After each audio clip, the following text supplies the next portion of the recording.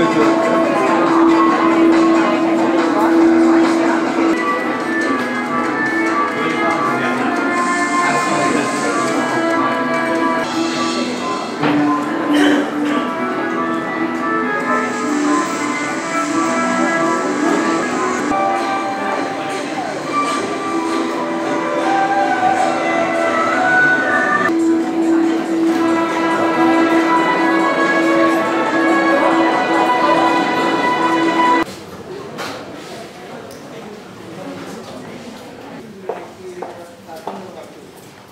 chào mừng tất cả các quý vị và các bạn đã đến với chương trình hội thảo Nền kinh tế trên cơ sở sáng tạo và khởi nghiệp.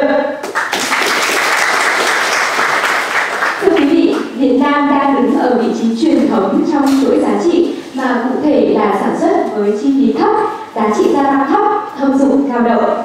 Chúng ta bị cạnh tranh từ nhiều quốc gia, ví dụ như các nước Đông Nam Á. Israel, một quốc gia nhỏ bé, nghèo nàn về tài nguyên nhưng đã nhanh chóng vượt lên trên chuỗi giá trị và trở thành một cường quốc về công nghệ. Bài học nào từ Israel sẽ giúp Việt Nam đi tắt vượt nhanh trong chuỗi giá trị? Được tổ chức bởi Trung tâm Khoa học Tư duy, Công ty Tư vấn Quản lý OCD và Công ty Vietsoftware dưới sự bảo trợ của Hiệp hội Doanh nghiệp Đầu tư nước ngoài và Đại sứ quán Israel tại Việt Nam.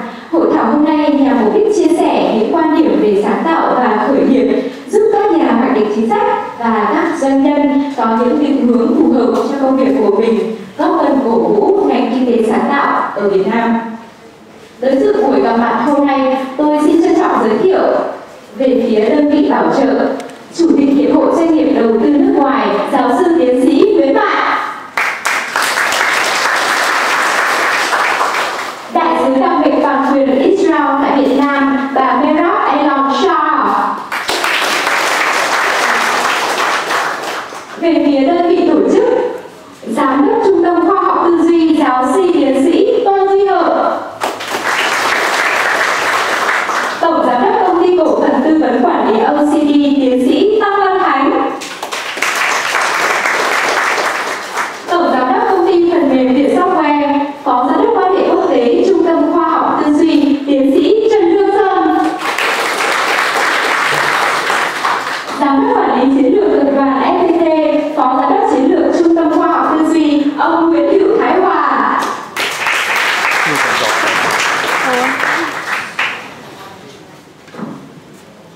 Tham dự chương trình hôm nay, xin hoan nghênh sự có mặt của đại diện các cơ quan truyền thông, các doanh nhân, các nhà trí thức và công chúng quan tâm đến sáng tạo và khởi nghiệp. Kính thưa quý vị, chương trình hôm nay sẽ gồm hai phần chính. Thứ nhất là phần báo cáo của giáo sư Shlomo Mai và tiến sĩ Trần Lương Sơn về đề tài hoạch định chiến lược đổi mới và khởi nghiệp cho Việt Nam là thế nào và vì sao cần vượt lên trong chuỗi giá trị, bài học từ Israel. Và sau đó là thưa giáo sư, thưa quý vị khách quý đến từ Israel, thưa các nhà khoa học, các doanh nhân, các vị khách quý. Thay mặt ban tổ chức, tôi xin gửi lời chào nhiệt liệt các quý vị đã về với cuộc hội thảo ngày hôm nay. Tôi cũng bày tỏ lòng cảm ơn sâu sắc với giáo sư tiến sĩ Nguyễn Mại, Chủ tịch Liên hiệp Doanh nghiệp Đầu tư nước ngoài, và đại sứ Merat Elon Shah, đại sứ Israel, đại sứ đặc mệnh toàn quyền nhà nước Israel tại Việt Nam, hoạch định chiến lược đổi mới và khởi nghiệp cho Việt Nam. Thế nào được xây dựng sẽ có 3 giá trị và 3 kỳ vọng tương ứng sau đây: 1. Sáng suốt hơn; 2. Khôn khéo hơn; 3. Tốt đẹp hơn. 3 bài học để Israel. Thưa vị khách Việt Nam, muốn cùng tiến cùng thời đại với hội nhập quốc tế, với thể chế kinh tế và thể chế chính trị của theo nghiên cứu toàn diện về điều kiện tự nhiên, địa lý, chính trị, thể chế, quan hệ quốc tế để tìm lời giải cho vấn đề vì sao có những quốc gia vượt lên các quốc gia khác để trở thành giàu có, trong khi bên trong viện trợ bên ngoài có thể giúp đỡ nhưng giống như của cải từ trên trời rơi xuống, cùng có thể làm hại. Điều đó không tranh vô là chính khách nổi tiếng thế giới, ông Lý Công Diệu.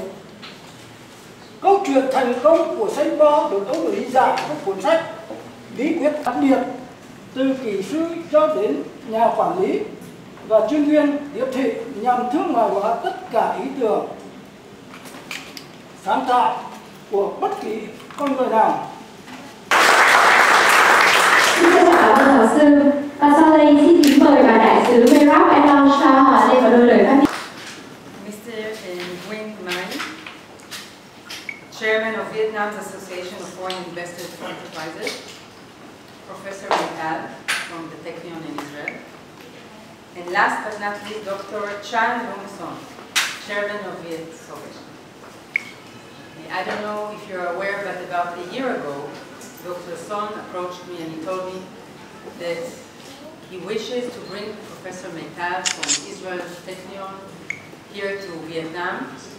He wants to translate his book into Vietnamese and to bring him for a few meetings. Và người ta nói rằng là có chí thì lên, và cuối cùng thì là cái điều đó đã trở thành hiện thực. Chúng ta đã có quyển sách tại Việt Nam và chúng ta có buổi hội thảo ngày hôm nay. And also, how can Vietnam apply here? Israel là một quốc gia khởi nghiệp. Israel here 2 years, and one of the things that is very simple to listen to me, but we are all here to listen to Professor Mital. Once again, I'd like to thank Dr. Son and Professor Mital for coming here all the way from Israel. Thank you very much. Các bạn hôm nay thì không phải đến đây để nghe tôi nói, mà là nghe giáo sư Mai Thoan và tiến sĩ Sơn. Và một lần nữa thì tôi xin cảm ơn giáo sư Mai Thoan đã đến Việt Nam, cũng như là tiến sĩ Sơn đã giúp thực hiện cái chương trình này. Xin chào và cảm ơn tất cả.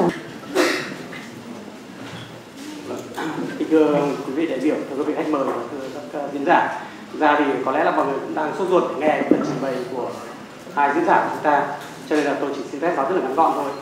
Chúng tôi là một đơn vị tư vấn và làm việc với rất là nhiều doanh nghiệp của Việt Nam. Tư nhân có, nhà nước cũng có, và chúng tôi cũng nhận thấy là một trong những cái điểm yếu của doanh nghiệp Việt Nam là chính là cái sự sáng tạo trong cái quá trình mà tạo ra cái sức cạnh tranh của doanh nghiệp và tạo ra những cái sản phẩm cũng như là những cái. Xin chào Việt Nam, chào buổi sáng Việt Nam. Phạm Chí Lan Và Phạm Chí Lan, Dr. Lê Dong Doan, tiến sĩ Lê Đăng Doan, and honored guests. Thank you for inviting me to your wonderful country. rất cảm ơn các bạn đã mời tôi đến Việt Nam, đất nước tuyệt đẹp. I'm enjoying my stay very much. Tôi rất là hài lòng với hiện nay đang ở Việt Nam, với cuộc thăm Việt Nam. Next slide. Next slide. Yes. I come from Israel. Thank you to our ambassador, our hardworking, energetic ambassador, Merab Elancha, for helping to make this visit possible. Tôi đến từ Israel, tôi rất cảm ơn bà đại sứ đã làm việc rất vất vả để làm cho cuộc đến thăm Việt Nam của tôi trở thành hiện thực. My country and your country are very similar. Đất nước của bạn và đất nước của chúng tôi rất giống nhau. Your king, your first king, was ruling at a time when we were building our first holy temple in Jerusalem. Người vị vua đầu tiên của các vị xây dựng đến đất nước Việt Nam khi mà bộ lạc đầu tiên của Israel cũng dựng lên cái khu tập trung của cái nhà nước của mình. So Vietnam and the Jewish people are very old civilizations. Việt Nam và người Do Thái là hai dân tộc có cái nền văn minh rất lâu đời. But we are also very young countries that have had to fight very, very hard for our independence. Nhưng chúng ta cũng đều là hai quốc gia rất trẻ trung và chúng ta phải chiến đấu rất nhiều để bảo vệ cái nền độc lập của mình. Both Vietnam and Israel have wonderful, creative, hardworking, energetic young people. Some are here tonight. Cả hai nước đều có thế hệ trẻ rất là năng động và sáng tạo, và rất nhiều người đã có mặt ở đây hôm nay. Both Vietnam and Israel have the same mindset. We want to grow our country and become wealthier. Và chúng ta đều có một tinh thần, đó là tinh thần phát triển. Next slide. Israel became independent in 1948, 3 years after you got your first independence from France. Đất nước Israel đã trở thành một quốc gia độc lập vào năm 1948, 3 năm sau khi Việt Nam cũng giành độc lập.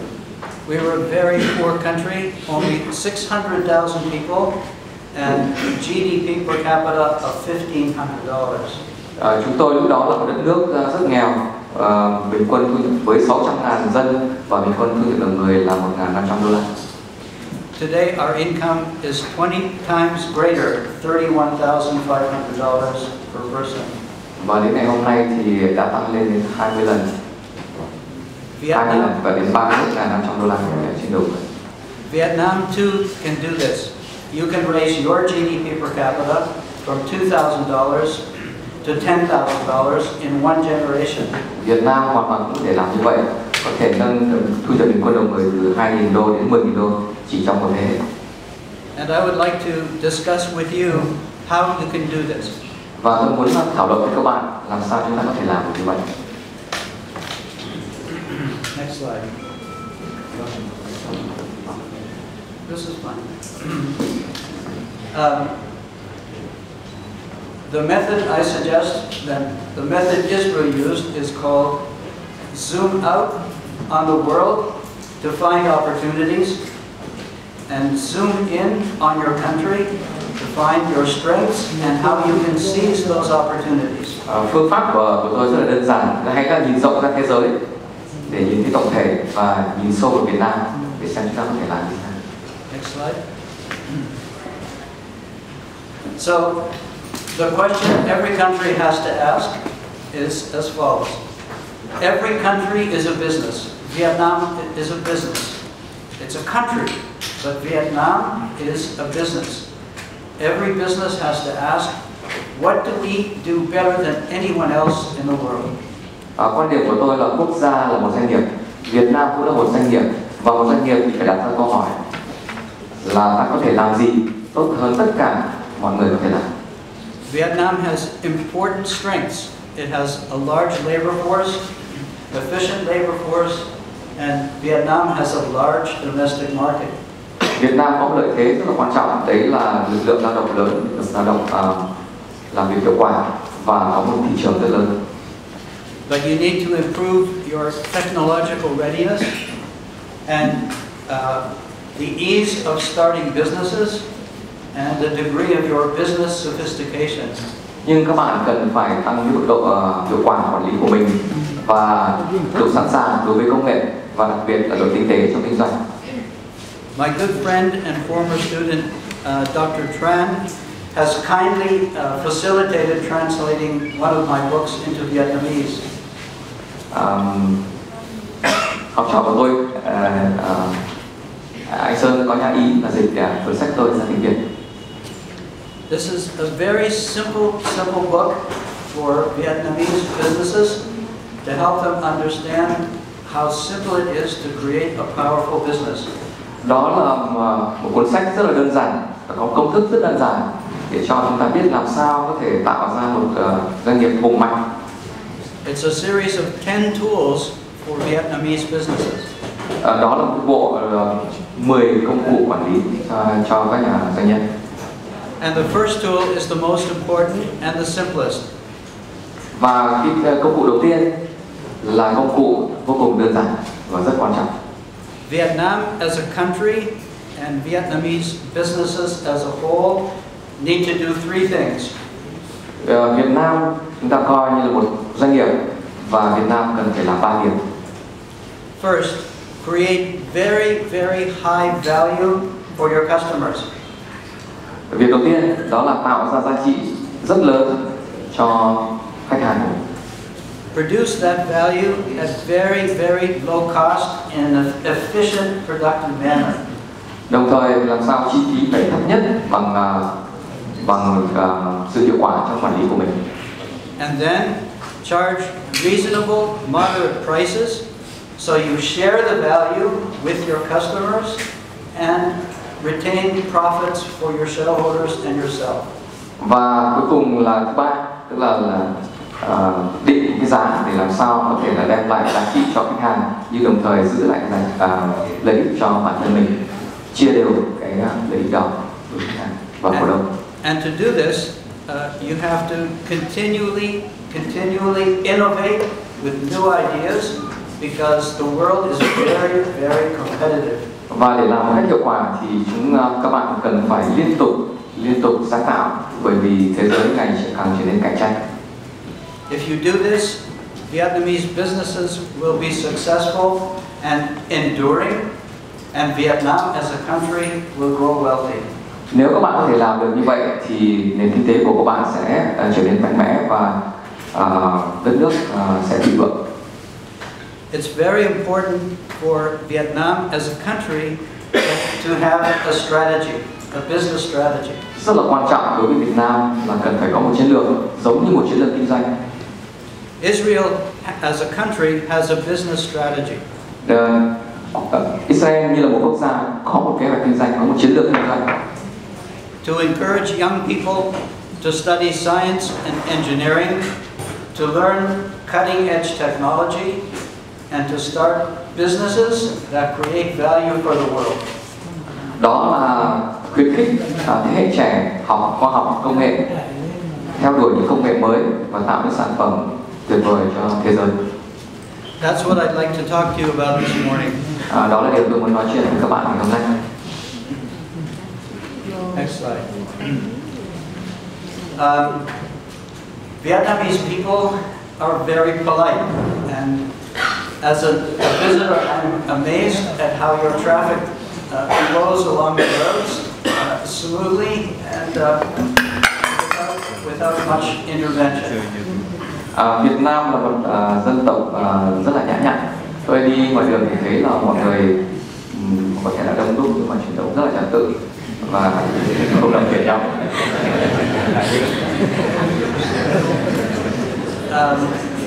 The Vietnamese people stand in queues, in lines, very patiently and very politely.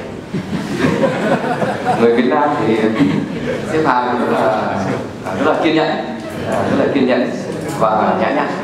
I think so. Tôi nghĩ vậy. I want to give you advice. As a country, be impolite. Jump the queue. Go to the front of the queue. Nhưng mà tôi có một cái lời khuyên cho các bạn. Hãy mạnh dạn, hãy vượt hàng. This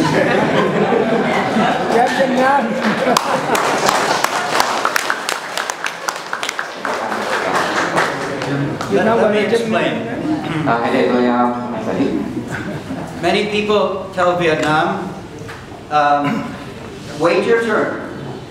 You have to do low value added, labor intensive manufacturing, make simple products, shoes, textiles, and wait your turn after Bangladesh, Malaysia, and Indonesia to climb the value chain. Wait your turn, say the experts. Người ta nói Việt Nam rằng là hãy chờ đợi, hãy xếp hàng, hãy chờ cho các nước như là Bangladesh, các nước mà làm áo, làm quần, làm giày đó, rồi sẽ đến lượt mình. Don't wait your turn, jump the queue. Đừng chờ đợi, hãy nhảy cóc, hãy vượt hàng. This is the Ministry of Planning and Investment. Invest in your universities, in your human capital. Đây là bộ kế hoạch đầu tư, hãy đầu tư vào trường đại học. Create great science and technology universities. Hãy tạo ra các trường đại học tuyệt vời về khoa học và công nghệ. And then tell your young people who graduate, don't get a government job, start a business. Và hãy nói với các thế hệ trẻ của bạn là đừng có cố gắng quá là kiếm việc làm ở trong cơ quan nhà nước. Hãy bắt đầu sự nghiệp của mình, hãy khởi nghiệp. My university in Israel is very small. Ambassador Shachar has been already very active in these areas. Đại sứ Israel Shachar đã làm việc rất tích cực về sự hợp tác giữa hai nước. Our agriculture uses very advanced technology. We can work together with you in this. Nông nghiệp Israel là rất tiên tiến, chúng ta có thể làm việc hợp tác với nhau trong lĩnh vực này. We can do clean tech together, waste management, water purification. Chúng ta có thể hợp tác trong lĩnh vực công nghệ sạch, đó là xử lý nước, xử lý rác thải môi trường. We can work on biotech, medicines. Chúng ta có thể làm việc hợp tác với nhau trong lĩnh vực công nghệ sinh học. Dr. Tran, my former student at MIT, has started VietSoft, a very successful software company that partners with IBM and has been for 10 years. Học trò của tôi, anh Sơn đã khởi nghiệp ở Vietsoftware và Vietsoftware cũng là đối tác của IBM hơn 10 năm nay. We can work together on IT and software. Chúng ta có thể làm việc với nhau trong lĩnh vực công nghệ thông tin và phần mềm. And we can work on defense technology together. Chúng ta có thể hợp tác với nhau trong lĩnh vực công nghệ quốc phòng. And many other areas. Và rất nhiều lĩnh vực khác nữa. Next slide. As I said, Technion is a small university. The university is older than the country. It was started in 1912, and we now have 90,000 graduates. Technion là một trường đại học rất là cổ xưa, rất là nhiều tuổi và thậm chí là nhiều tuổi hơn cả đất nước Israel. Technion được thành lập năm 1912 và cho đến nay có hơn 90.000 sinh viên tốt nghiệp. Technion graduates were crucial in creating Israel's high-tech industry. Và những người tốt nghiệp của trường Technion là những người rất quan trọng để tạo nên nền công nghiệp công nghệ cao của đất nước Israel. Our high-tech industry supplies 40% of our growth and over half of our exports. Và những sinh viên tốt nghiệp ngành công nghệ cao đã tạo ra một 40% of our high-tech growth, of our economic growth. Tức là sinh viên tốt nghiệp của trường Technion đã đóng góp 40% cho tăng trưởng trong ngành công nghệ cao và 50% cho xuất khẩu công nghệ cao từ Israel. Vietnam has 400 universities. Việt Nam là có 400 trường đại học. Vietnam is a country of scholars. Việt Nam là đất nước của những học giả. Và chứ scholar là gì, là học giả đúng không ạ? Vâng, đúng rồi. Use your scholars' brain power to create wonderful new products and sell them to the world. Hãy dùng trí tuệ của mình, hãy dùng trí não của mình để tạo ra sản phẩm tuyệt vời cho toàn thế giới. Be bold, take risks, and don't be afraid to fail. Hãy mạnh dạn, đừng sợ thất bại. Entrepreneurship is very risky. Khởi nghiệp là vô cùng rủi ro. Many startups fail. Rất nhiều công ty khởi nghiệp thất bại. In my country, we understand that failure is a kind of university. Ở đất nước chúng tôi thì người ta coi thất bại như là một trường học. If you celebrate your failures, you will have more successes. Nếu chúng ta đón chào sự thất bại, chúng ta sẽ có nhiều thành công hơn.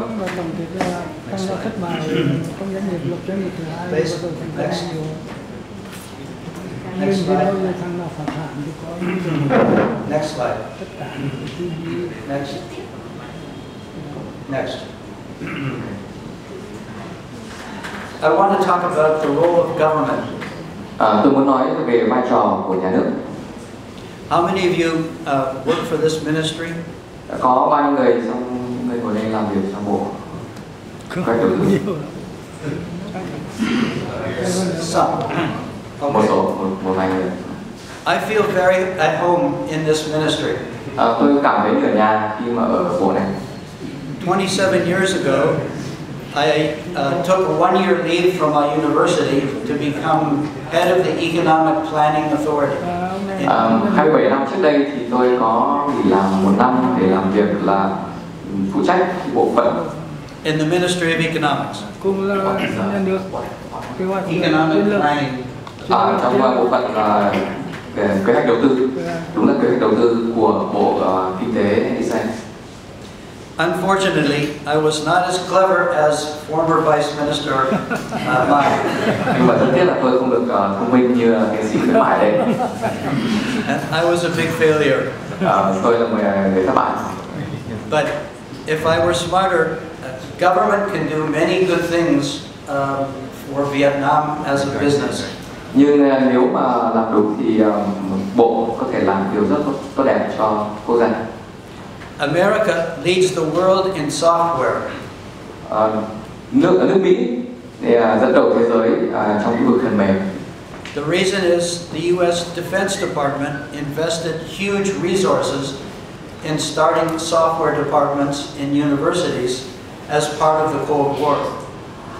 Họ thành công là bởi vì họ đầu tư rất là mạnh mẽ vào lĩnh vực công nghệ quốc phòng để đối phó với chiến tranh lạnh. In Vietnam, your startups need money. Ở Việt Nam thì các công ty khởi nghiệp cần tiền. In Israel, our venture capital industry began when the government started a venture capital fund. Ở Israel thì tiền đầu tư rủi ro lại chính là từ nhà nước. They provided matching funds for foreign VCs to come to Israel and reduced the risk by half. Và như vậy là họ tham gia cùng với các hãng đầu tư tư nhân để mà đầu tư vào các công ty khởi nghiệp, và như thế là giảm cái độ rủi ro đến 50%. Soon, many VCs came to Israel and the government could leave the industry. Và chẳng bao lâu nữa thì các hãng đầu tư tư nhân sẽ vào tham gia và nhà nước có thể rời bỏ lĩnh vực này. So a clever government and a clever ministry can do many good things to help Vietnam compete. Một chính phủ thông minh, một bộ thông minh có thể giúp đất nước rất nhiều để phát triển. Next slide. 2 days ago, we marked the 25th anniversary of an amazing event, the fall of the Berlin Wall. 2 ngày trước đây thì chúng ta đã kỷ niệm một sự kiện rất quan trọng trên thế giới. Đấy là sự sụp đổ của bức tường Berlin cách đây 25 năm. The fall of the wall united Germany and helped create the European single market. Và sự sụp đổ của bức tường Berlin đã giúp hai phần của đất nước Đức thống nhất và khởi động quá trình hợp nhất thể cộng đồng châu Âu. Thị trường châu Âu. It also created an amazing event in the world, an explosion in world trade. Và đấy là thời điểm để đánh dấu sự bùng nổ của thương mại châu Âu. World trade grows twice as fast as world GDP. Và sự trao đổi thương mại của châu Âu có tốc độ tăng trưởng nhanh gấp 2 lần tốc độ tăng trưởng của GDP. Vietnam will grow wealthy by succeeding in its export markets. Việt Nam có thể thành công trong việc là tiến bộ vượt bậc trong xuất khẩu. Find your strengths and how you can seize those opportunities. Phương pháp của tôi rất là đơn giản, hãy là nhìn rộng ra thế giới để nhìn thấy tổng thể và nhìn sâu vào Việt Nam để xem chúng ta có thể làm gì. Next slide. So, the question every country has to ask is as follows. Every country is a business. Vietnam is a business. It's a country, but Vietnam is a business. Every business has to ask, what do we do better than anyone else in the world? Quan điểm của tôi là quốc gia là một doanh nghiệp, Việt Nam cũng là một doanh nghiệp, và một doanh nghiệp thì phải đặt ra câu hỏi là ta có thể làm gì tốt hơn tất cả mọi người có thể làm. Vietnam has important strengths. It has a large labor force, efficient labor force, and Vietnam has a large domestic market. Việt Nam có một lợi thế rất là quan trọng, đấy là lực lượng lao động lớn, lực lao động làm việc hiệu quả. Đó là khuyến khích thế hệ trẻ học khoa học công nghệ. Young people are leaving. Thế hệ trẻ là rời đất nước. The young people of Spain are learning German. Người Tây Ban Nha thì học tiếng Đức. They're going to Germany. Họ đến Đức. countries that lose their bright young people are in deep, deep trouble. Và đất nước mà mất thế hệ trẻ của mình là sẽ rất rắc rối sau này. Today's young people have many, many options. They have 268 countries that they can attend. Và chúng ta đã biết là hiện nay họ có đến 280 nước để có thể đến. Here in Vietnam, you must work very hard to give your young people a future, a vision, and the opportunity to grow wealthy through hard work. Và các bạn cần phải tạo ra cho thế hệ trẻ mình một tương lai, một tầm nhìn và những cơ hội để phát triển trong tương lai. 1/3 of the entrepreneurs in Silicon Valley are from India. 1/3 những người khởi nghiệp ở Silicon Valley là người Ấn Độ. If your young people can't start businesses here, they will go to Silicon Valley. Nếu các bạn trẻ ở Việt Nam có thể khởi nghiệp ở đây thì họ cũng cần phải đến Silicon Valley. I think this is a number one priority for a Ministry of Planning and Investment. Đây chính là ưu tiên số 1 của Bộ Kế hoạch và Đầu tư. This man is an Israeli entrepreneur pioneer who went to MIT with $50 in his pocket, no high school diploma, knocked on the door and asked to be accepted because he wanted to study there. Người có trong ảnh đây là một người khởi nghiệp rất nổi tiếng ở Israel. Anh đến nước Mỹ thì chỉ với $50 trong túi đến trường MIT vì anh biết rằng ở đây nơi có thể học được rất là tuyệt vời. For some reason, the admissions officer accepted him. Tức là anh thì không tốt nghiệp phổ thông, thế mà vì lý do nào đó mà văn phòng lại tiếp nhận anh vào học. And he made money to pay for his education by working at a company called iTech.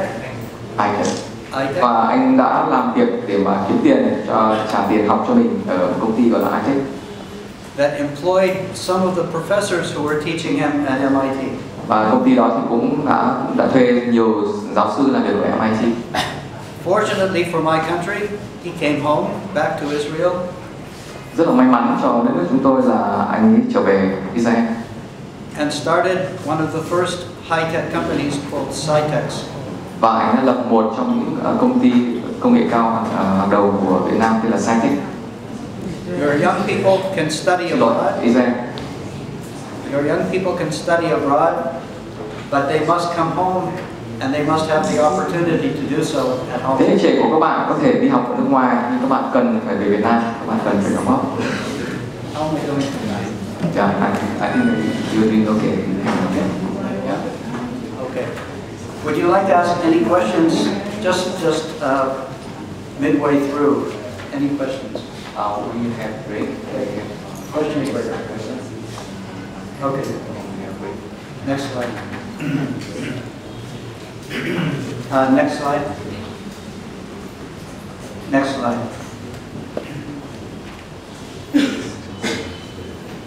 Next slide.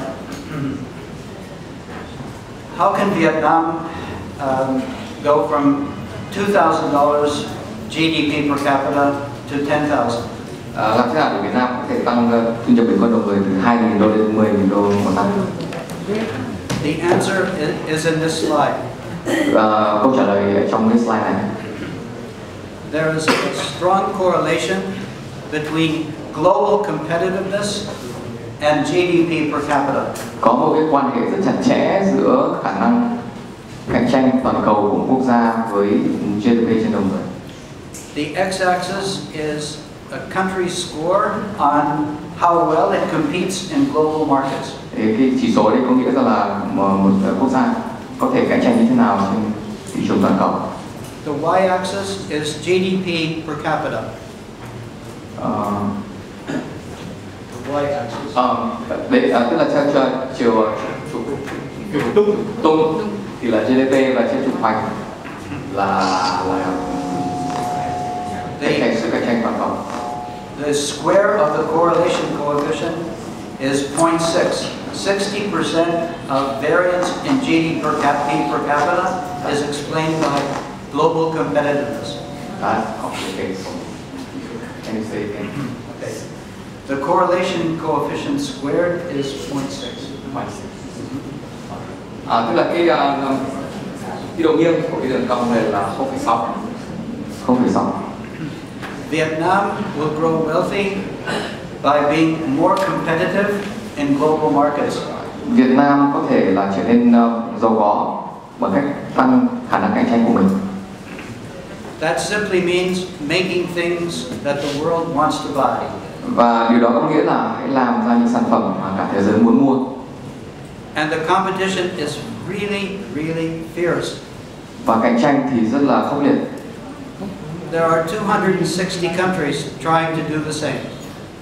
Ở trên thế giới có 260 nước muốn làm đúng một việc như thế, những việc như thế, những thứ như nhau. But you're a country of hardworking, clever people. Nhưng đất nước của bạn là nước của những người chăm chỉ và thông minh. You can make products that the whole world wants to buy. Bạn có thể làm được những sản phẩm mà cả thế giới muốn mua. Next slide. Next slide. Next slide. And next one. I want to conclude, so we have time for questions later. Tôi muốn kết thúc để chúng ta có thể có phần câu hỏi và trả lời thảo luận. I want to talk to you about failure. Tôi muốn nói với các bạn về sự thất bại. There are two kinds of countries. Có hai loại quốc gia trên thế giới. There are countries where if you start a business and you fail, you bring shame and dishonor on yourself and on your family. Có những đất nước mà khi mà các bạn thất bại thì các bạn đem sự tủi hổ cho bản thân mình và cho gia đình. And you never get another chance. Và bạn không có cơ hội tiếp theo. There are such countries. Và có những đất nước khác. Japan has a very strong economy. Nhật Bản là đất nước có một nền kinh tế rất là hùng mạnh. But it doesn't have entrepreneurs. Nhưng Nhật Bản lại không có những người khởi nghiệp. That's the reason. Đấy là lý do vì sao mà Nhật Bản có vấn đề trong nền kinh tế. There are countries like my country where we understand creativity, innovation. These are very risky. Ở đất nước như nước chúng tôi thì chúng tôi hiểu rằng là khởi nghiệp là rất là mạo hiểm. To do great things, you must take great chances. Để làm những điều tuyệt vời thì chúng ta phải nắm bắt những cơ hội tuyệt vời. When your young people start businesses and they fail, celebrate their failure. Nếu mà thế hệ trẻ của bạn khởi nghiệp và thất bại, hãy chào mừng cái thất bại đó. Because they had the courage to try. Bởi vì như thế thì họ sẽ được khuyến khích để tiếp tục khởi nghiệp lại. And then tell them to try again. Và hãy để cho họ thử lần nữa. Because they have been to the best university in the world, to Failure University, and they've graduated. Và bởi vì họ đã đến một cái trường đại học rất tuyệt vời, đến trường đại học thất bại và họ sẽ trở nên dễ dàng thành công hơn. Next slide. I'd like to tell you a small story. Tôi muốn kể với các bạn một câu chuyện nhỏ. The man you see in the slide is an Israeli entrepreneur named Dov Moran. Dov Moran, đây là hình ảnh của ông Dov Moran, là người Israel mà các bạn nhìn trên màn hình. You haven't heard his name. Bạn có thể không nghe thấy tên tuổi của anh. But all of you use his product. Nhưng có thể tất cả chúng ta đều sử dụng cái sản phẩm của anh. He invented the disk on key or the memory stick, flash memory stick. Chính là cái flash memory. He started a company called M Systems in Israel. Anh khởi nghiệp công ty gọi là M Systems ở Israel. Because he himself needed something and it didn't exist. Và bởi vì là anh ấy cần một thứ mà nó lại không có tồn tại. In 1987, he was making a presentation in New York with his laptop. Năm 1987 thì anh làm một cái buổi trình bày ở New York với cái laptop của mình. And he forgot to charge the battery. Và anh quên không nạp điện và And the battery died and he lost his presentation. Và khi mà pin đã hỏng thì là anh ấy mất cái bài trình bày của anh. So he decided he would never again be without backup. Và anh quyết định là anh sẽ không bao giờ làm cái gì mà không có cái dự phòng. And this is the result used by people all over the world. Và đây là kết quả mà chúng ta có ở trên khắp thế giới. The memory stick. Đó là cái memory stick. He sold his company for a very, very large sum of money. Là anh ấy đã bán công ty với một khoản tiền rất là lớn. But that's not my story. Nhưng mà đó không phải là câu chuyện của tôi. After he sold his company, he started another company. Sau khi anh ấy kết thúc công ty này bán đi rồi thì anh lại khởi nghiệp công ty khác. The company was called Module. Đó là công ty Module. Why would you start another company when you have $1 billion in wealth from a company that you started before? Vì sao mà các bạn khởi nghiệp khi mà các bạn đã có $1 tỷ từ những công ty mà các bạn đã thành công? Because as you will learn, entrepreneurs love the process of creating value, creating new things, and it's not about the money, it's about changing the world. Bởi vì các bạn biết không, đối với người khởi nghiệp thì họ mong muốn tạo ra điều tốt đẹp, tạo những điều mới mẻ, và đấy là cái mà họ làm thay đổi thế giới. The company he started tried to create small modular smartphones. Modular smartphones. Tức là công ty đó thì sản xuất ra những cái điện thoại thông minh đơn giản nhỏ. The company failed. Công ty đấy thất bại. What did he do after the failure? Anh ta làm gì sau khi thất bại? He closed the doors of the company. Anh đóng cửa công ty. Walked down the street. Đi ra đường, đi ra phố. And started a new company. Và lại tiếp tục khởi nghiệp công ty khác. And he took some of his workers with him who agreed to work with him. Và anh đem theo những người đã từng làm việc cho anh ở khởi nghiệp trước. But more important than that, 16 companies sprang from the failed company with two final remarks in just 2 minutes. Các bạn là những khán giả rất là kiên nhẫn, tôi sẽ nói với các bạn 2 điều. One story about a friend of mine who shows that being an entrepreneur is about strength and resilience and character. Đấy là câu chuyện về người bạn của tôi là một người khởi nghiệp, đấy là về sự kiên nhẫn, là ý chí. The man on the right in the slide is a graduate of my university in electrical engineering, and his name is Dr. Amit Gofer. Dr. Amit Gofer phía bên phải, đấy là người tốt nghiệp trường đại học của tôi. Dr. Gofer worked for a company, started a company, became wealthy, was very successful, and then had a great tragedy. Tiến sĩ Gofer thì đã khởi nghiệp, đã thành công, nhưng mà gặp phải một thảm họa. He was driving in his 4x4 vehicle in the desert. It turned over. His spine was injured and he was paralyzed. Và ông ấy đi gặp một cái tai nạn xe khi lái xe trên sa mạc và xe bị lỗi, và ông ấy bị thương, tức là bị cột sống và bị liệt. He went from the top of the world to the absolute bottom. Và ông đi từ đỉnh cao thế giới đến dưới đáy. He decided to make use of what he had. Và ông quyết định là tận dụng những gì mà ông có. What do people in wheelchairs, what do they need? Cái điều mà những người mà đi phải ghế xe lăn thì cần cái gì? They want to stand and walk like everybody else. Họ muốn đi như mọi người. How can you help a crippled person who can't use their legs to walk? Làm thế nào để giúp cho một người không có thể đi bằng chân mà lại có thể đi được? Entrepreneurs tackle really, really hard challenges. Và người khởi nghiệp thì đã thử rất là miệt mài, rất là cố gắng những điều mới. Dr. Gofer, with his own hands, built a framework for the legs attached to an electric motor, a sensor, a computer, and a control pad. Và ông đã tạo ra một cái thiết bị để gắn vào chân cùng với cái điều khiển ở trên tay. When the crippled person wears this device called Rewalk and leans forward, the computer moves the left leg and the right leg, and the person can walk. Khi một người liệt có thể đưa người tới phía trước thì chân có thể chuyển động và người này có thể bước như người bình thường. The young lady in the picture is crossing the finish line at the London Marathon. Và cô gái ở trong hình ảnh đấy chính là người đã đi qua cái băng ở cái đích trong cuộc marathon ở London. She walked 2 miles a day for 16 days, 13 days. Cô đi 2 mile trong một ngày, trong 16 ngày. Using this device. Và dùng cái thiết bị này. So entrepreneurs in my country and in yours tackle big challenges. Sometimes they fail.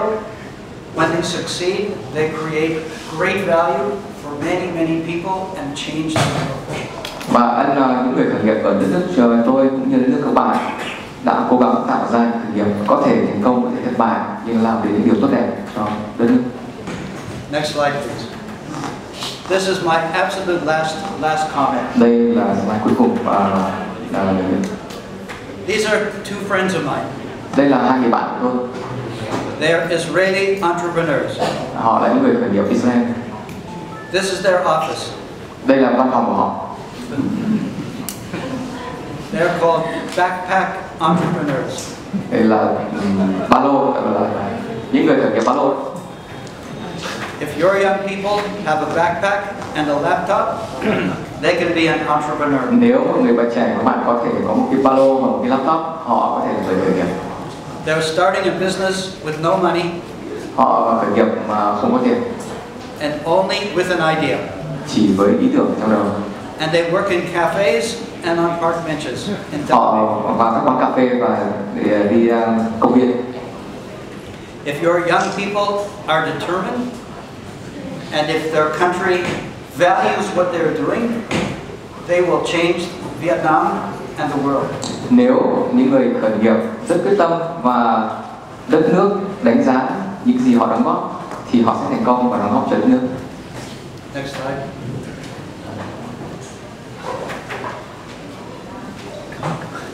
Let us discuss together how our two countries can work together for the benefit of each of our countries. Chúng ta hãy thảo luận làm thế nào để hai đất nước, con người hai nước chúng ta cùng làm việc với nhau để đem lại điều tốt đẹp. Cảm ơn bạn. Cảm ơn.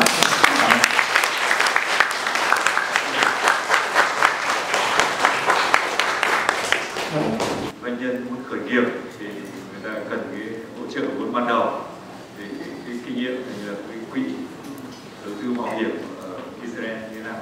Vì chúng tôi từ 2004 thì đã hô hào lập cái, nhưng bây giờ vẫn chưa về cái gì mạnh mẽ trong cái lĩnh vực này cả. Ở Mỹ thì có kinh nghiệm rất nhiều. Như vậy. Since 2004, there has been discussions on setting up a venture fund to support entrepreneurs in Vietnam, but there hasn't much been done. What is the experience of setting up a venture capital in Israel? Can you share how it was formed? What are the stories of setting that up? Formula for successful entrepreneurship. Chúng tôi sẽ nói cho các bạn một câu 9 từ về vấn đề khởi nghiệp thành công như thế nào. First, to imagine. Thứ nhất là hãy tưởng tượng. First, to move, to take action. Là hãy tưởng tượng đầu tiên.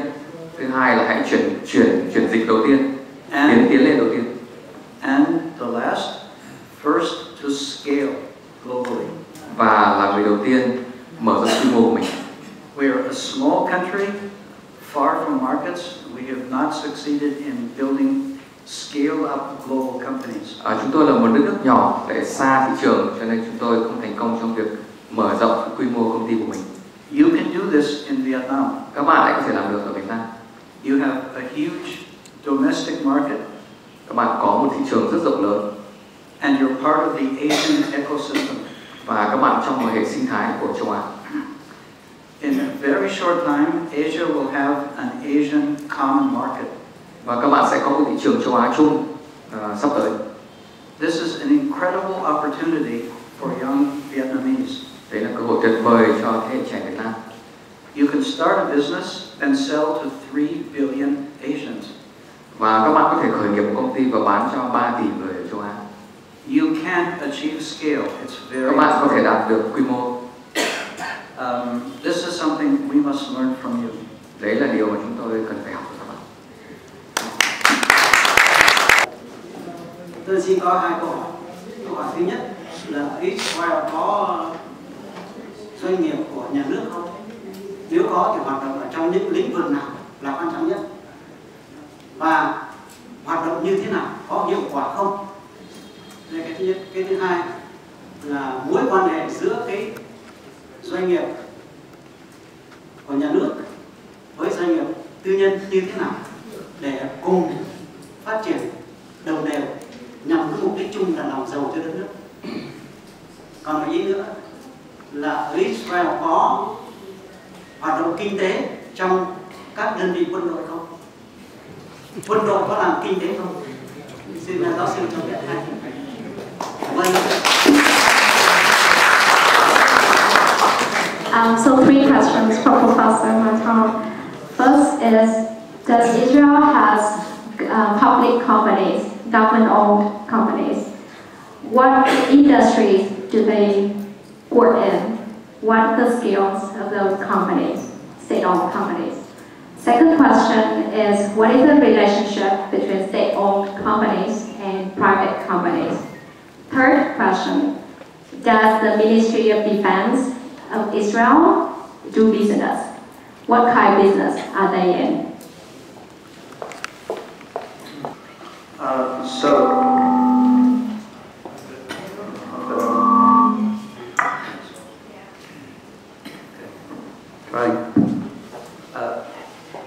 Three excellent questions. Israel was independent in 1948, and for 30 years we were a socialist country. The government ran steel mills and many companies, and then we became capitalist, and the government privatized. Many countries followed the fashion of privatizing. Governments sold companies, the railroad, the water supply, electric companies. Here's how Israel privatized. Yes. Ba câu hỏi rất là tuyệt vời. Đất nước Israel này giành được độc lập năm 1948 và lúc đó là chúng tôi cũng vận hành các mô hình là có các công ty của nhà nước, đấy là những công ty như là xây dựng các assets to pay off the loans. Và chúng tôi nhà nước Israel là bán các công ty nhà nước của mình cho các tư nhân, và tư nhân đấy họ vay tiền của ngân hàng mua lại công ty để xây dựng nó, và công ty đấy làm ra tiền để trả lại cái món nợ. This is the Russian model. We created billionaires who stole the assets of the people. Đấy cái mô hình, đấy là mô hình của nước Nga. Đấy là mô hình mà cách mà rất nhiều tỷ phú ở Israel đã có thể đánh cắp được tài sản của quốc gia. Don't do this in Vietnam. Đừng làm như vậy ở Việt Nam. Sell the shares to the people. Hãy bán các tài sản đó, bán cổ phần đấy cho tư nhân, có những người cổ đông bình thường tư nhân. State and private companies. Unfortunately, we don't have state-owned companies as we should in infrastructure, transportation, energy, ports. We've privatized too many companies. Chúng tôi rất tiếc là chúng tôi không có doanh nghiệp nhà nước. Tất cả các công ty trong lĩnh vực đường, xá, cầu cống thì đã đều được tư nhân hóa hết. Some things are public goods that should be supplied by the public, by the government. Một số dịch vụ và một số dịch vụ và sản phẩm gọi là dịch vụ công, tài sản công thì là do nhà nước cung cấp. I want to talk about defense technology. Tôi muốn nói chuyện về quốc phòng, về công nghệ quốc phòng. Many of our startups come from young men and women who serve in technology units in the Israeli army, who learn cutting-edge technology and then start private businesses. Rất nhiều những người khởi nghiệp ở Israel là những người đã từng phục vụ trong quân đội, đấy là những người bạn trẻ, nam nữ, và họ đã học những công nghệ rất là tuyệt vời ở trong quân đội và sử dụng đó trong cái sự nghiệp startup của mình. Vietnam can leverage defense technology to protect your country, but also to build civilian startups. Các bạn có thể sử dụng công nghệ quốc phòng để bảo vệ tổ quốc của bạn, nhưng đồng thời cũng sử dụng công nghệ đó để khởi nghiệp và kinh doanh. I'd like to tell you a very short story about how a missile warhead can become a medical instrument. Tôi sẽ kể cho các bạn câu chuyện về một cái đầu đạn hỏa tiễn có thể. A doctor who specialized in stomach disease. Anh ấy có gặp một chuyên gia ở tại Boston, Mỹ về vấn đề dạ dày. The doctor said, "Can you make rất là nhỏ, liệu anh có thể chế tạo bộ phận rất nhỏ như thế mà đưa vào cơ thể con người được không?" 15 years later, camera and a radio transmitter. Và trong cái viên thuốc đó thì có camera và. Thank you, Professor.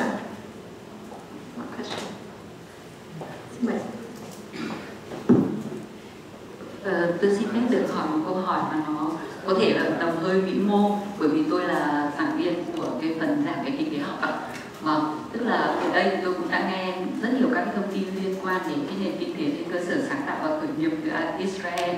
Vậy tôi muốn hỏi là có một cái mối quan hệ giữa cái năng lực cạnh tranh của một đất nước với việc phát triển một nền kinh tế trên cơ sở sáng tạo và khởi nghiệp hay không? Điều đó nó có thể hiện được ở Israel hay không ạ? Và cái thứ hai, và câu hỏi thứ hai là nếu trường hợp nó có một cái mối quan hệ như vậy thì cần những cái điều kiện gì để cái mối quan hệ đó nó có thể achieve được ạ?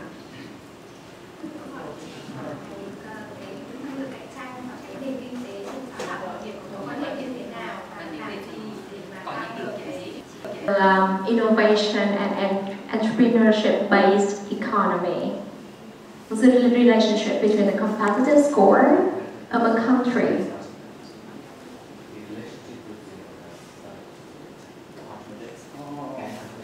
Cũng là một câu hỏi rất tuyệt vời. And they're revealing many of the struggles and problems. We have the modern spirit of entrepreneurship. Còn câu hỏi nào nữa không ạ? Các bạn hãy tay. Chào giáo sư, em xin phép đặt hai câu hỏi. Cái thứ nhất là mình có nói nhiều về cái vốn đầu tư mạo hiểm của, và đặc biệt là ở nước Israel, tức là có cái quỹ của nhà nước thành lập. Nhưng mà theo em tìm hiểu thì hoặc là nghe nãy giờ thì thấy mình cái đầu tư mạo hiểm đấy thì chủ yếu vào cái lĩnh vực công nghệ cao nhiều hơn. Thì em không biết là về các cái lĩnh vực khác, nhưng mà cũng là đầu tư mạo hiểm vào các lĩnh vực khác thì ở nước Israel thì như thế nào? Cái thứ nhất. Cái thứ hai thì cũng mong muốn được biết về quan điểm của giáo sư về một vài ba cái lợi thế mà theo giáo sư là Việt Nam mình có thể làm tốt nhất hơn các nước khác trên thế giới, tức là một vài ba cái lợi thế cạnh tranh của Việt Nam dưới góc nhìn của giáo sư, và đặc biệt là cái góc nhìn của giáo sư về cái ngành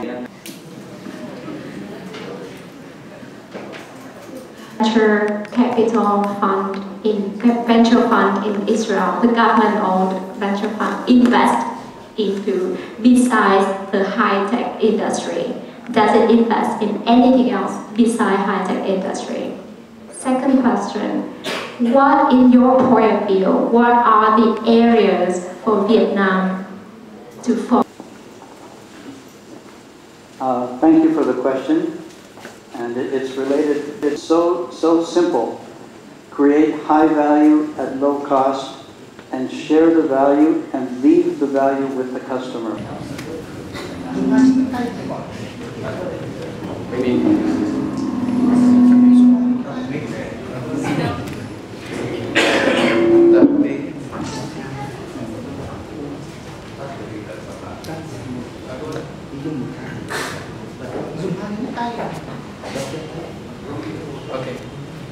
Okay. I've done with okay. The truth is, government is very, very important for entrepreneurs, even though they won't admit it. Thực tế là nhà nước thì rất quan trọng, mà mặc dù là nhà nước không có vai trò rất quan trọng, mặc dù họ không thừa nhận điều đó. The first role of government, and the most important, is to provide infrastructure, communication, transportation, all the things businesses need. Điều quan trọng nhất nhà nước có thể làm đấy là tạo ra hai tầng cơ sở như là đường xá, rồi giao thông, rồi liên lạc.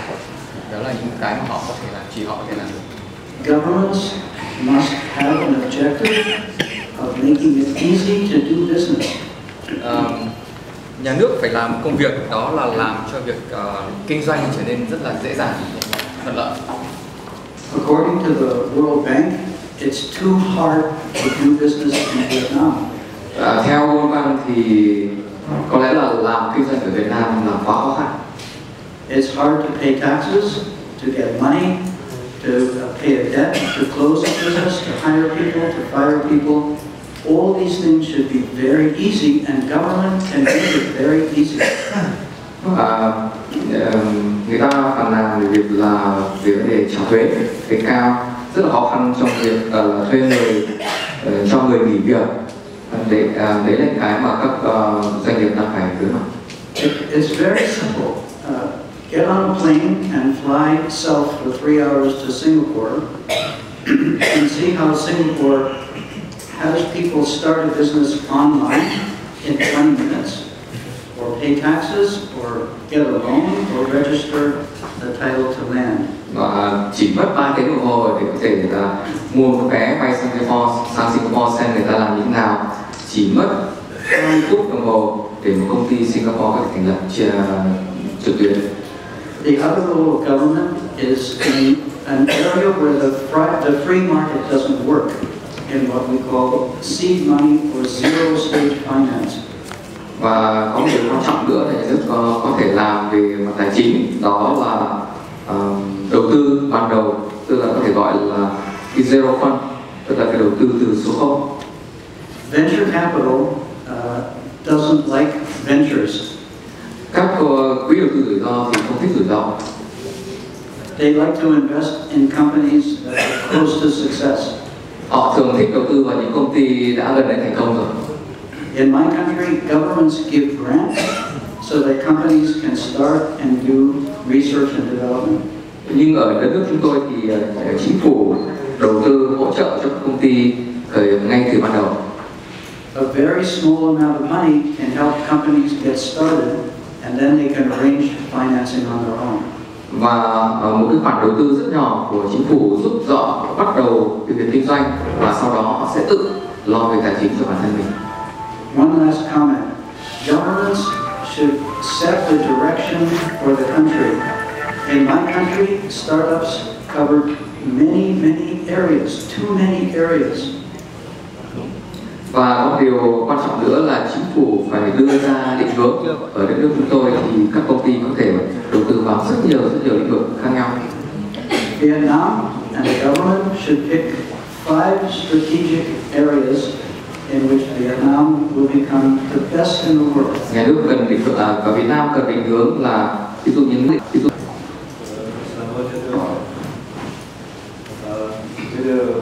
đối với các doanh nhân muốn khởi nghiệp thì một cái đầu đạn hỏa tiễn có thể, cái công nghệ của đầu đạn thì có thể sử dụng như thế nào trong cuộc sống bình thường. One of our scientists designed very small warheads for missiles in air-to-air missiles. Một người trẻ của Israel đã sáng chế ra một cái thiết bị điều khiển trong đầu đạn không đối không, tên lửa không đối không. He was on leave on sabbatical in Boston and spoke with a doctor who specialized in stomach disease. Và anh ấy có gặp một chuyên gia ở tại Boston, Mỹ về vấn đề dạ dày. The doctor said, the doctor said, you make very small instruments for the missile. Can you take a video camera and make it small enough to put inside the stomach? Và anh đã có thể, người bác sĩ đã có hỏi là anh có thể chế tạo ra cái bộ phận điều khiển tên lửa rất là nhỏ. Liệu anh có thể chế tạo bộ phận rất nhỏ như thế và đưa vào cơ thể con người được không? 15 years later, Israel has a pill camera. 15 năm sau thì Israel đã sáng chế ra một cái camera và bằng một cái viên như viên thuốc. Inside the pill is a video camera and a radio transmitter. Và trong cái viên thuốc đó thì có một camera và đồng thời là cái tín hiệu radio phát ra. You swallow the pill and it sends a video picture of the inside of the stomach to the doctor. Bạn uống cái viên thuốc ấy vào và viên thuốc ấy sẽ cho bạn thông tin về toàn bộ cơ thể bên trong ruột. So he can see what is wrong. Và như thế người ta có thể thấy được có chuyện gì là không ổn trong cái dạ dày, trong ruột. We have many examples of military technology that become civilian inventions. Chúng tôi có rất nhiều thí dụ là những từ công nghệ quốc phòng họ có thể đưa vào công nghệ bình thường trong cuộc sống. Thank you, Professor.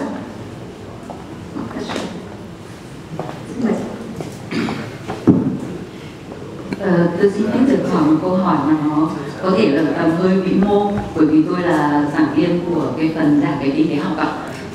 Tức là ở đây tôi cũng đã nghe rất nhiều các thông tin liên quan đến cái nền kinh tế trên cơ sở sáng tạo và khởi nghiệp từ Israel. Vậy tôi muốn hỏi là có một cái mối quan hệ giữa cái năng lực cạnh tranh của một đất nước với việc phát triển một nền kinh tế trên cơ sở sáng tạo và khởi nghiệp hay không?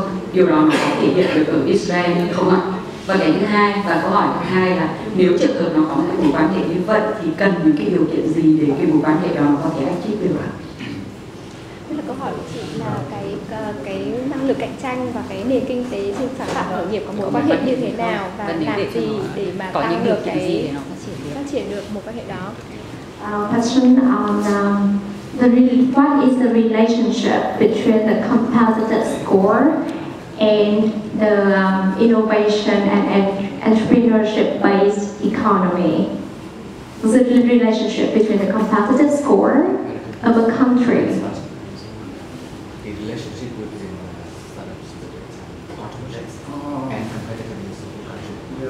and what does it take to nurture or develop that relationship if it exists? Your questions are really excellent. Cũng là câu hỏi rất tuyệt vời. And they're revealing many of the struggles and problems we have in my country. Và nó bộc lộ những vấn đề mà nước chúng tôi đang có. My country has two economies. Chúng tôi có hai nền kinh tế. We have the modern spirit of entrepreneurship, creative, innovative economy, high tech. Chúng tôi có một nền kinh tế sáng tạo, khởi nghiệp, công nghệ cao. And we have the traditional low tech. Và chúng tôi có một nền công nghiệp truyền thống, công nghệ thấp. And they are two different planets. Và đấy là hai cái hành tinh khác nhau. And this is a big problem. Nó là vấn đề lớn. You cannot have a modern economy and a backward economy forever. Chúng ta không thể có hai cái nền kinh tế, một nền kinh tế là hiện đại, một nền kinh tế là hậu, mãi mãi được. Modern and efficient.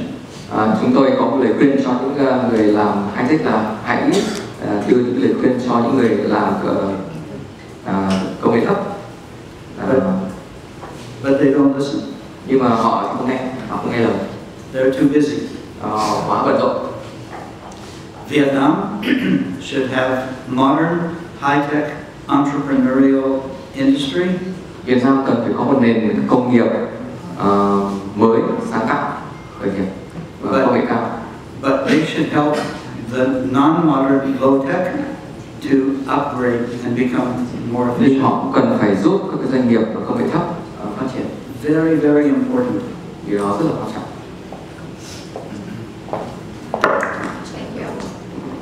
Còn câu hỏi nào nữa không ạ?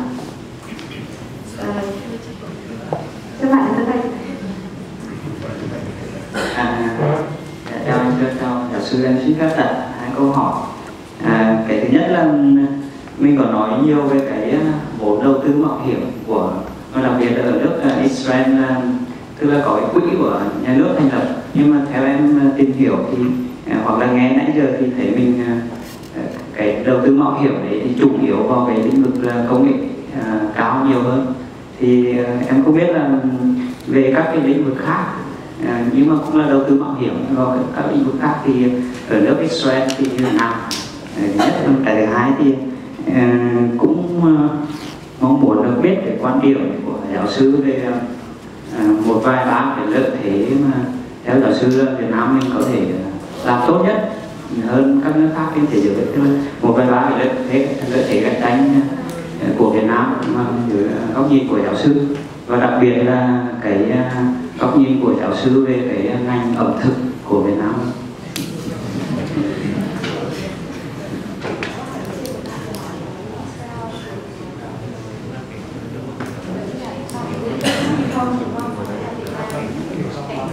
So first question, 3 questions.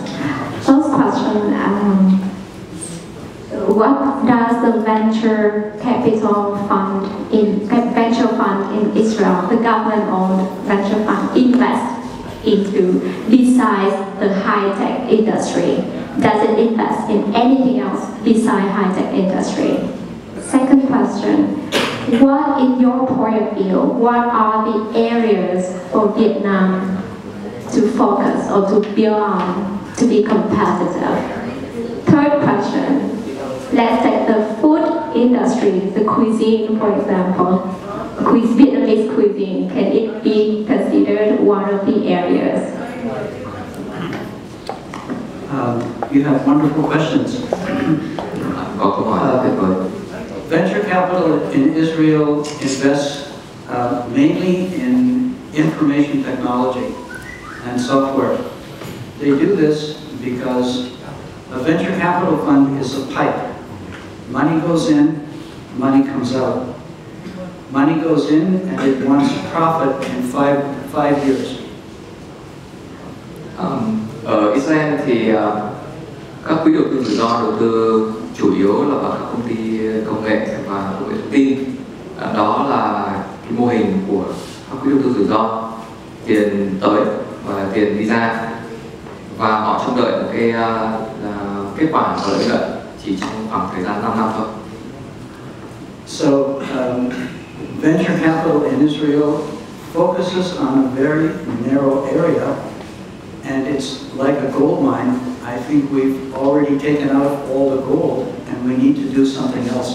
Tôi cho rằng là các quỹ đầu tư rủi ro ở Israel đã đầu tư vào công nghệ cao, công nghệ thông tin, đấy như là mỏ vàng, và có lẽ là chúng tôi cũng khai thác gần hết cái mỏ vàng đó, và chúng tôi cần phải chuyển sang làm gì. But the venture funds are very slow to change. Nhưng mà thường thì các quỹ đầu tư rủi ro rất là chậm để mà thay đổi. In Vietnam, you can prove that there is no such thing as low tech. Use technology to improve traditional products, including food and clothing and footwear and everything that is made. Ở Việt Nam, theo tôi thì không có cái gọi là công nghệ thấp. Hãy sử dụng công nghệ cao cho việc sản xuất bất kỳ những cái gì là thấp, như là quần áo, giày dép, thực phẩm. Today, in a competitive world, there is no such thing as low tech. Trong thế giới hiện đại cạnh tranh ngày nay thì không có cái gọi là công nghệ thấp. There is only good management and bad management. Chỉ có là quản lý tốt và quản lý không tốt, quản trị tốt và quản trị không tốt. Use technology in every part of Vietnam's industry, including places where technology is very low. Hãy sử dụng công nghệ ở trong tất cả các lĩnh vực, trong đó kể cả các lĩnh vực mà sử dụng có sản phẩm công nghệ thấp. And yes, you can use Vietnamese food to build a powerful industry. Và bạn đúng, theo tôi bạn có thể xây dựng cái nền công nghiệp ẩm thực trở thành nền công nghiệp hùng mạnh. My waistline is proof. Và cái việc mà tôi giảm cân là đã chứng minh cái điều đó. But you need to brand Vietnam as a country. Brand Vietnam. Hãy xây dựng cái thương hiệu cho Việt Nam như là một quốc gia. In 1950, made in Japan meant that the products were cheap and that they broke. 50 năm trước đây thì hình ảnh của nước Nhật Bản đó là sản phẩm rẻ nhưng mà chóng hỏng. By 1980, made in Japan meant that the products were excellent, high quality and value for money. Và đến những năm 80 thì Made in Japan có nghĩa là công nghệ cao, sản phẩm chất lượng cao và đem lại giá trị lớn. Build your brand as made in Vietnam. Hãy xây dựng cái thương hiệu của các bạn là Made in Vietnam. Made in Vietnam, fresh, excellent, delicious, tasty, unusual food. Hãy tạo ra cái nền ẩm thực đó là made in Việt Nam, chế tác tại Việt Nam, ngon, tươi, rất là khẩu vị. Vietnam is a brand, not just a country. Build your brand. Việt Nam là một thương hiệu chứ không chỉ là một quốc gia. Hãy xây dựng thương hiệu đó. Cảm ơn giáo sư. Chúng ta sẽ quay trở lại này có rất nhiều câu hỏi nhưng mà để dành cho bên này một chút ạ. Xin mời bác. Đang ở trường này không phải Tôi có hai câu hỏi ta với giáo sư. Giáo sư có nói tới nước Israel đã từng xây dựng cái mô hình xã hội chủ nghĩa trong 30 năm. Tiếp đó thì mới chuyển sang tư nhân hóa. Và Việt Nam chúng tôi cũng từ xây dựng cái mô hình xã hội chủ nghĩa nhưng chúng tôi chuyển sang kinh tế thị trường chậm sau rất nhiều. Vậy theo giáo sư, những kết quả của Israel trong quá trình xây dựng chủ nghĩa xã hội và sau này chuyển sang kinh tế tư nhân thì có thể rút ra được những vấn đề gì là bài học sâu sắc giữa hai cái chuyển đổi ấy và kinh nghiệm ấy có thể giúp cho Việt Nam. Trong bài thuyết trình của giáo sư có nói tới những cái vấn đề, cái khả năng hợp tác rất lớn với Việt Nam trong nhiều lĩnh vực, nhưng trong đó có 3 vấn đề chúng tôi thấy liên quan rất mật thiết tới nông nghiệp, rồi kinh tế sạch, rồi là bio sinh học. Trong 3 lĩnh vực ấy thì tôi được biết Israel đi ở những bước rất xa, rất cao, có trình độ áp dụng rất là tiên tiến. Nhưng ở Việt Nam thì mức độ nông nghiệp hiện nay lại rất thấp. Cái tổ chức sản xuất của Việt Nam ấy, thì như vậy là rất nhỏ lẻ. Vậy thì cái khả năng ở Việt Nam nên tổ chức nên như thế nào để giải quyết cái khả năng hợp tác ấy? Xin cảm ơn. So, question: Israel built the socialism in 20-30 years, and eventually changed to private model. And similar to Vietnam, we built the socialism and gradually moving towards the market economy, but very slowly. What are the lessons learned from that transition of Israel that may be applicable for Vietnam? And what would be the areas for Israel and Vietnam to cooperate? So second question, what are the areas for cooperation, either in agriculture, clean technology, biotechnology? And the reality is Vietnam has been on a small scale with low technology in those areas. How can we organize manufacturing production to reach the scale and the level that Israel are now in?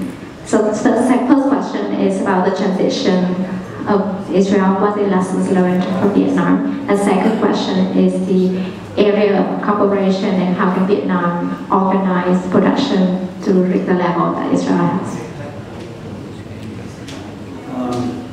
Again, really good questions, very hard ones.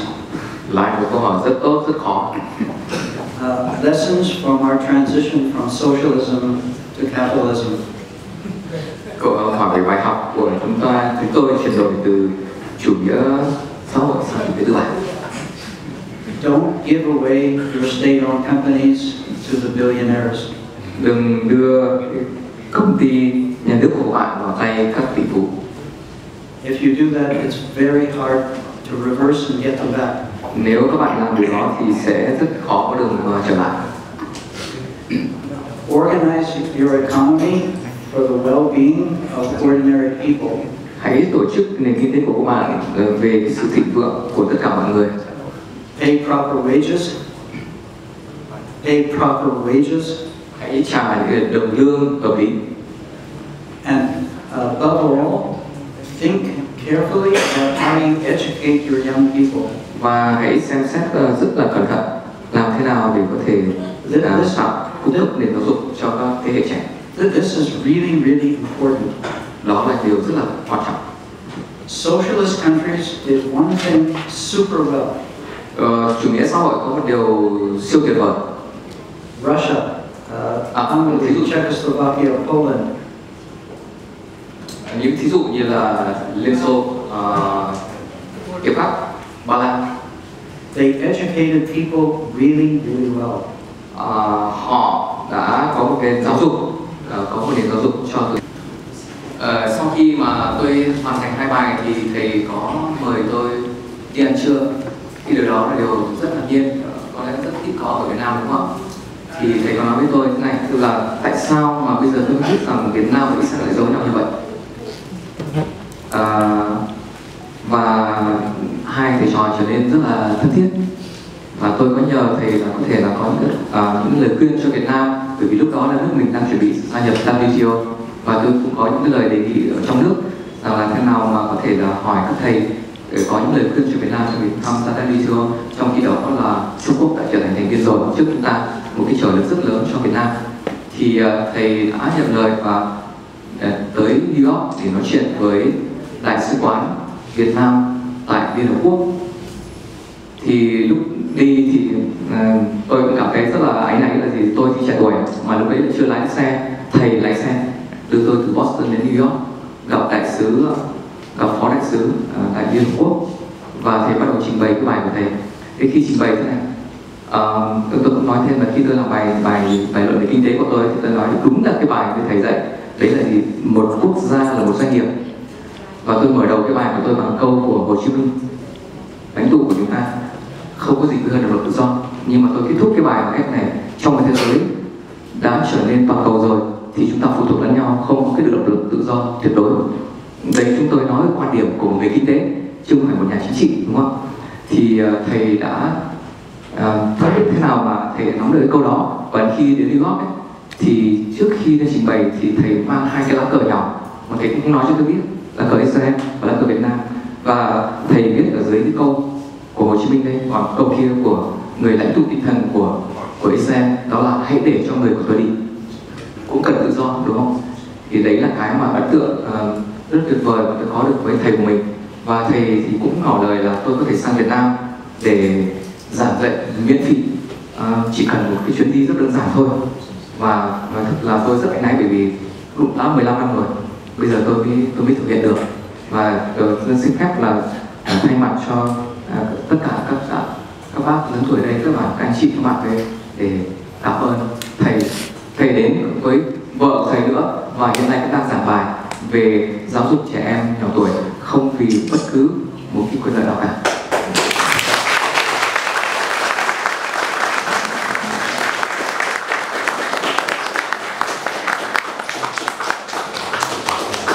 Rất là xin lỗi là cũng không xin gửi lời cho thầy. Thank you all very much. Vietnam is good at many things. I've given several talks. Vietnamese are very good listeners. Thank you all very much. Cảm ơn quý vị rất nhiều. Tôi đã nói chuyện nhiều nơi, và khán giả Việt Nam thì là đặt câu hỏi rất là hay và lắng nghe rất là tốt. Thank you, Professor Maton and Dr. Chandler. Xin cảm ơn tất cả các quý vị đã đến tham dự hội thảo ngày hôm nay. Còn rất nhiều câu hỏi chưa được trả lời, quý vị có thể gặp giáo sư Maton và tiến sĩ Trần Đơn Sơn ở ngoài hành lang. Và xin cảm ơn quý vị đã dành thời gian. Hy vọng là quý vị đã có những cái thông tin hữu ích. Xin chúc quý vị một ngày vui. Xin chào và hẹn gặp lại.